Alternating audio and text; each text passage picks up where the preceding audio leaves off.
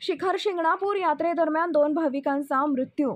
शिखर शिंगणापूर यात्रा कालावधीत दर्शनासाठी आलेल्या 2 भाविकांचा मृत्यू झाल्याची माहिती नुकतीच समोर आली आहे. शिंगणापूर पोलिसांनी दिलेल्या माहितीनुसार शिखर शिंगणापूर यात्रेतील कावडी सोहळ्याच्या दिवशी संदीपान निवृत्ती तनपुरे वय वर्ष 50 राहणार बेलेवाडी जिल्हा पुणे हा भाविक पुष्कर तलावात आंघोळीसाठी गेला होता.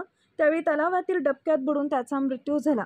तर एकादशीच्या दिवशी दर्शन रांगेत उभे असताना उष्माघातामुळे चक्कर येऊन एका भाविकाचा मृत्यू झाला. त्याच्याबरोबर कोणी नसल्याने त्याची ओळख पटू शकली नाही. शिंगणापूर पोलीस ठाण्यात अकस्मात मृत्यूची नोंद करण्यात आली आहे. विशेष प्रतिनिधी पॉवर मराठी न्यूज. एकच नजर चौफेर खबर. Power Marathi news.